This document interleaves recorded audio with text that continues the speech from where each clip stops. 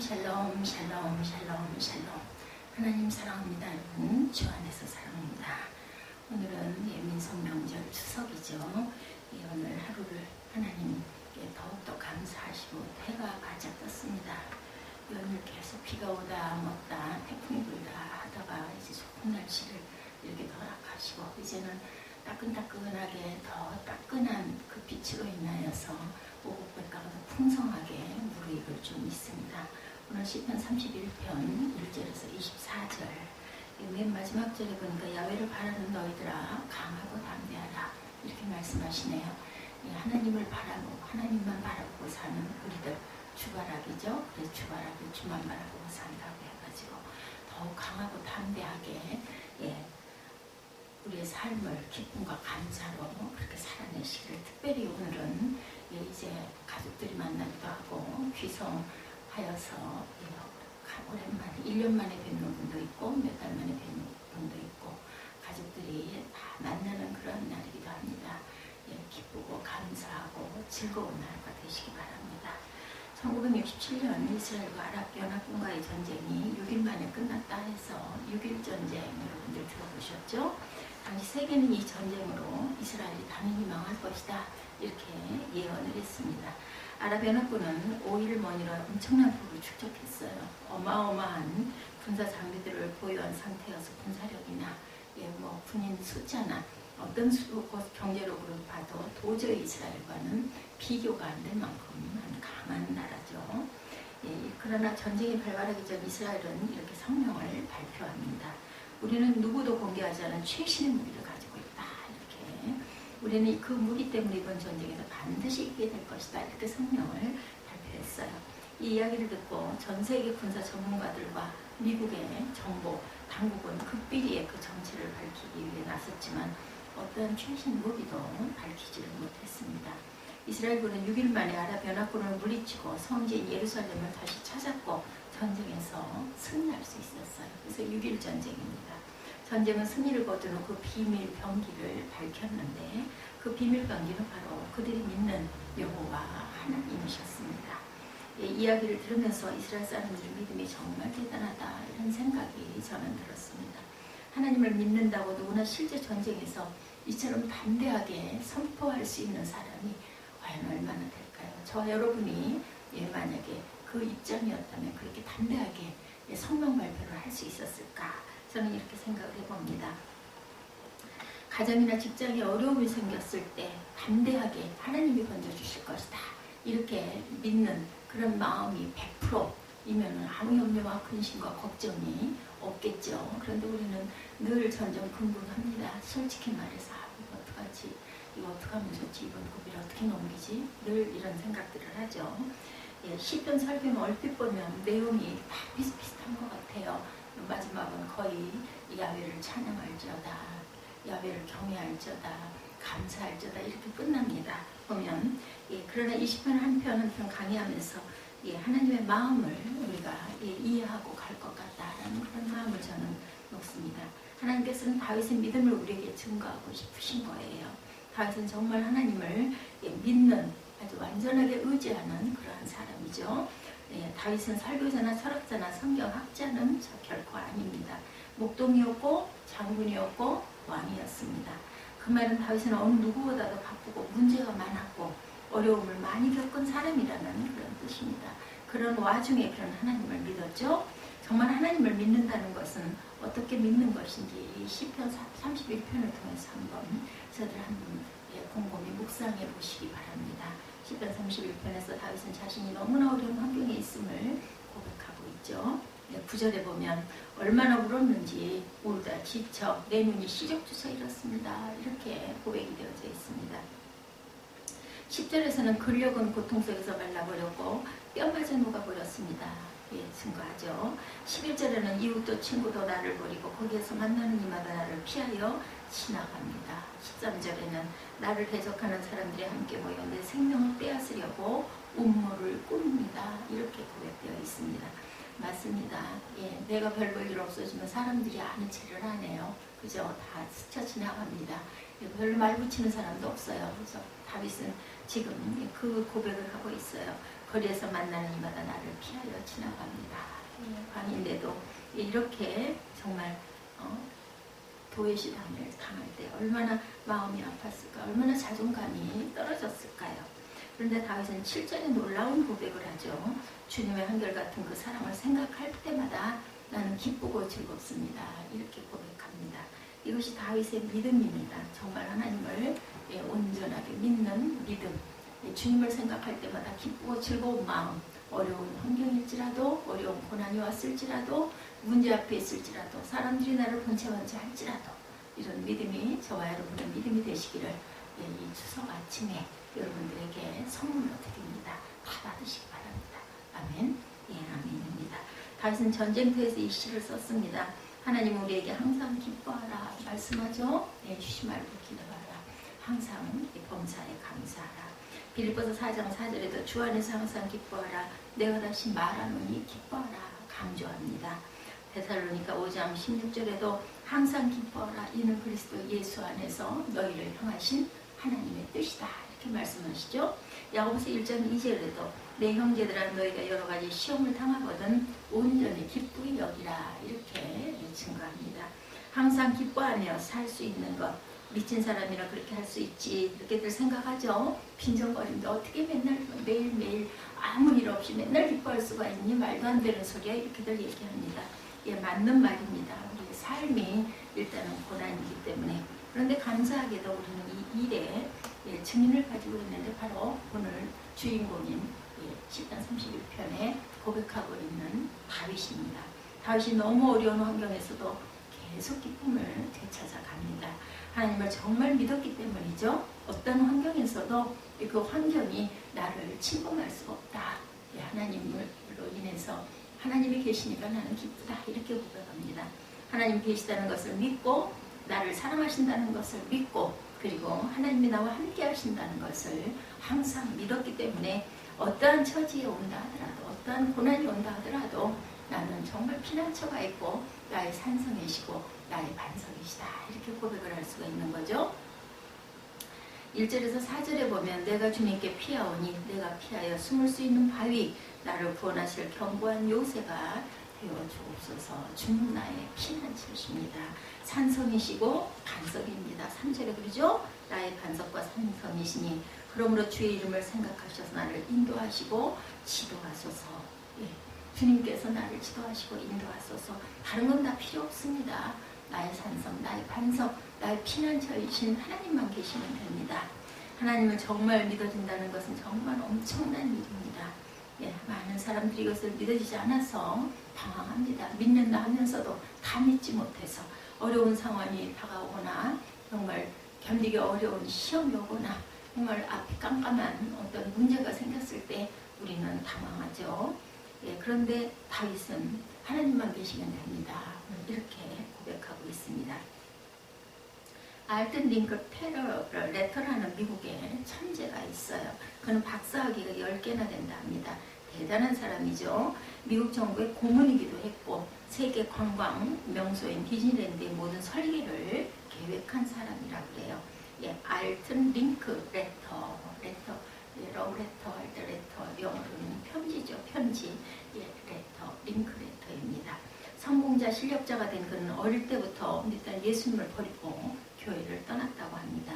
대통령도 그를 귀하게 여겼고 세상 사람들이 그를 성공한 사람이라고 인정해주고 그를 좋은 집에 살고 좋은 자동차를 타고 다니고 거드름을 피우며 살게 되다 보니 이제는 예수 같은 건 안 믿어. 이렇게 됐다는 거죠. 그가 한순간에 무너지는 일이 일어납니다. 자기가 생명처럼 사랑하는 14세 된 딸이 가출하더니 이런 편지를 보냈다고 그래요. 아빠 걱정하지 마세요. 내 인생은 내가 책임지고 살게요. 끔찍하게도 이것은 자신의 인생관이었다고 그래요. 내 인생은 내 거다. 내가 알아서 다 잘한다. 딸이 똑같은 말을 편지를 남기고 가출을 했다는 거죠. 그런데 며칠 후에 딸이 자살했다는 소식이 돌아옵니다. 딸의 시체를 안고 그는 후회했다고 합니다. 내가 교회를 떠나지만 않았어도 내 딸을 데리고 교회만 나왔어도 내 딸이 이렇게 되지 않았을 텐데 내가 하나님을 버리고 교회를 떠났더니 내 생명 같은 내 딸이 이렇게 자살을 했구나. 내 인생이 무너지고 말았구나. 그는 그제서야 다시 하나님께로 주님 품으로 돌아오게 되었다고 그러죠. 우리가 하나님을 믿되 어설프게 믿지 말고 진짜로 믿어야 돼요. 예, 살아계신 하나님, 나를 항상 붙들고 계시는 하나님, 나를 보호하시는 하나님, 이런 믿음을 가져야 되겠죠. 이 링크 레터처럼 어떤 정말 죽을 것 같은 고난이 다가와서 떠났다 돌아오지 마시고 언제나 항상 이 하나님을 의지하시고 주님 품 안에서 생활하신 저와 여러분 되시기를 주님의 이름으로 축복합니다. 시편 31편을 한 절 한 절을 쭉 읽어보다 보니 제가 오늘 말씀 증거하기 전에 또 한번 읽어봤습니다. 다윗은 5절에서 주님의 손에 나의 생명을 맡긴다라고도 고백을 합니다. 하나님을 믿어도 이런 믿음의 자세가 우리에게 필요합니다. 완전하게 믿고 내 생명까지도 내가 땅에 있으면 살고 땅에 없게 되면 더 좋은 천국이 나를 위해서 영생의 생명이 이렇게 구원을 주셨기 때문에 이어지니 무슨 염려할 것이 있겠는가. 내 수고를 다 이제는 너 편히 쉬거라 하고 우리 영혼이 천국을 향해서 가죠. 주님의 손에 나의 생명을 맡기는 삶, 24시간 예수를 바라보는 삶, 그런 삶을 우리가 살아야 되겠습니다. 엠마오로 가는 길 영성 디렉터로 오신 한 목사님께서 고백의 간증을 하셨어요. 성찬식 때 죄를 회개하는 시간이 있었는데 마음은 무거운데 처음에는 특별한 죄가 생각나지 않았다고 합니다. 근데 주님의 한 가지를 드러내시더랍니다. 소박한 욕심이 그에게는 하나 있었는데 담임 목회할 교회를 위해서 기도하고 있었고 그저 가족을 먹고 살고 아이들 고등학교까지는 공부시킬 수 있는 경제적인 그런 지원만 받을 수 있는 교회 정도는 허락해 주세요. 이렇게 늘 기도를 했다고 합니다. 목사님은 울먹이며 말합니다. 소박한 욕심이 아닌 줄 알았습니다. 이렇게 고백하시더랍니다. 목사도 남편이고 아버지인데 이 정도야 당연히 구해야 할 몫이 아닐까 이런 생각을 했습니다. 그러나 십자가 앞에 설 때 주님은 그것조차 내려놓으라고 하셨답니다. 그때서 목사님은 자신이 아직 주님을 온전히 다 맡기고 믿고 살고 있지 못하다는 것을 깨닫고 눈물로 주여 백지위임합니다 하고 고백을 했다고 하죠. 그리고 마음에 너무나 놀라운 평안과 기쁨을 얻게 되었다고 합니다. 아직 하나님을 대면하지 못한 저와 여러분들은 아닐까 이런 마음이 정말 되어보셨나. 완전히 하나님께 전폭적으로 맡기는 그런 고백을 여러분 해보셨습니까? 저도 생각해 봅니다. 과연 입술로는 하면서도 어떤 문제가 다가오면 아이고 이거 어떡하지? 큰일이네 이런 생각 많이 하죠. 그래서 큰일이네 소리를 하지 말라고 열심히 옆에서 조언을 하시던 어떤 전도사님 생각이 납니다. 입버릇이 되어버렸어. 아이고 이거 어떻게 큰일 났네 이런 말. 그죠? 다 맡기게 되고 예수님 한 분이면 충분합니다. 오히려 그런 일이 있을 때마다 하나님이 일하실 때입니다 하고 우리가 담대하게 선포하고 오히려 하나님이 하실 그 일을 예수님이 우리에게 주실 그 기적 같은 그 사건을 상상하면서 기뻐하는 저와 여러분들의 믿음이 되어야 할 줄로 믿습니다. 14절에 다윗이 또다시 고백을 하죠. 누가 뭐라 해도 나는 주님만 의지하며 주님의 나의 하나님이라고 말할 것입니다. 14절 우리 함께 볼까요? 야훼여 그러하여도 나는 주께 의지하고 말하기를 주는 내 하나님이시라 하였나이다. 나의 앞날이 주의 손에 있사오니 내 원수들과 나를 핍박하는 자들의 손에서 나를 건져주소서. 14절에 이렇게 고백하죠. 우리가 잘 아는 성 프랜시스의 기도 여러분들 다 아시죠? 이 기도에 보면 미움이 있는 곳에 사랑을, 다툼이 있는 곳에 용서를, 분열이 있는 곳에 일치를, 의욕이 있는 곳에 믿음을, 불의가 있는 곳에 진리를, 절망이 있는 곳에 희망을, 어둠이 있는 곳에 광명을, 슬픔이 있는 곳에 기쁨을 가져오는 자 되게 하소서. 이렇게 고백합니다. 성 프랜시스죠. 이분이 이렇게 고백하죠. 사랑받기보다는 사랑하게 하여 주소서. 우리는 죽음으로 받고 용서함으로 용서받으며 자기를 버리고 죽음으로 영생을 얻었기 때문입니다. 이 기도문에서 성 프랜시스가 정말 예수님 때문에 진실로 행복한 사람이었음을 알 수가 있는 것이 예수님 한 분으로 충분한 사람, 그는 진정 나는 죽고 예수로 사는 사람이었습니다. 이왕 예수를 믿었으면 이렇게 우리가 고백할 수 있는 믿음, 담대한 믿음이 필요하겠죠. 마지막 절에 보니까 이렇게 고백하죠. 네 아비를 바라는 너희들아 강하고 담대하라. 우리 자신들에게 강하고 담대하자고 고백하시기 바랍니다. 16절에도 다윗은 하나님이 자신을 사랑하신다는 것을 분명히 믿었음을 알 수 있습니다. 주님의 환한 얼굴로 주님의 종을 비추옵소서. 주의 얼굴을 주의 종에게 비추시고 주의 사랑하심으로 나를 구원하소서. 야훼 내가 주를 불렀사오니 나를 부끄럽게 하지 마시고 악인들을 부끄럽게 하사 스올에서 잠잠하게 하소서. 내가 아는 분 지나가는데 불렀는데 들은 채만 채하고 쳐다보지도 않고 그냥 가면 못 들었나 싶기도 하지만 듣고도 대답 안 하고 간다면 여러분 마음이 아프시겠죠? 하나님이 나를 본 채만 채 지나치면 얼마나 절망스럽겠습니까? 그러기 위해서는 늘 하나님과 교통해야 합니다. 우리가 자주 만나는 사람이라야 상대방이 나를 알아보지, 평생 한 번도 안 만난 사람, 평생 한 번이나 만났을까 말았을까 한 사람은 얼른 알아보지를 못해요. 대답하지 못하죠. 16절에 주의 환한 얼굴로 주의 종을 비춰달라고. 하나님이 빛으로 우리를 지금도 비추고 계십니다. 22절에 내가 포위되었을 그때 나는 놀란 나머지 내가 이제 주님의 눈밖에 났구나 하며 좌절하기도 했지만 어려움이 닥칠 때 하나님이 나를 징계하시는구나 하고 생각되는 죄가 있었다. 22절에 고백하죠. 내가 놀라서 말하기를 주의 목전에서 끊어졌다 하였사오나 내가 주께 부르짖을 때 주께서 나의 간구하는 소리를 들으셨나이다. 주님께서는 내가 주님께 부르짖을 때 내 간구를 들어주셨다라는 거죠. 다윗은 죄를 짓고 하나님으로부터 도망하거나 마음이 강팍해지지 않고 겸손히 하나님의 징계를 받아들이고 회개한 사람. 그때 하나님께서는 다윗의 믿음을 회복시켜 주십니다. 기쁨을 되찾게 해주시죠. 엠마오 가는 길 그 영성 수련회에 참석한 그러한 그 시간, 깊은 회개의 시간이 있었다고 그래요. 그 시간은 다 부수고 있는 것 같은 시간이었다고 합니다. 그분의 말씀이 지금도 통곡하고 비명하는 소리가 들릴 것 같아. 이렇게 간증하시는 소리를 제가 들었습니다. 불편한 것이 많은데도 다들 천국에서 지내는 것 같은 그런 모습들이었고 진실한 회개는 말할 수 없는 영적 기쁨을 가져다 주었다. 이런 후기를 제가 봤습니다. 맞습니다. 우리가 진실하게 통해 자복하고 회개하고 울고 나면 어때요? 저는 마음이 후련하고 눈앞이 그냥 시원하더라고요. 이런 그 기쁨. 세상이 줄 수 없는 기쁨을 성령께서는 우리에게 주십니다. 23, 4절이죠. 주님을 믿는 성도들아 너희 주님을 사랑하라. 또한 주님을 기다리는 사람들아 힘을 내고 용기를 내라.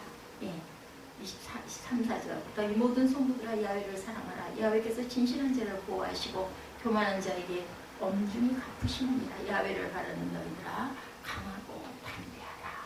강하고 담대하게 또한 감사와 기쁨으로 오늘도 하나님께서 주신 귀한 명절을 아름답게 보내시기를 주님의 이름으로 축복합니다.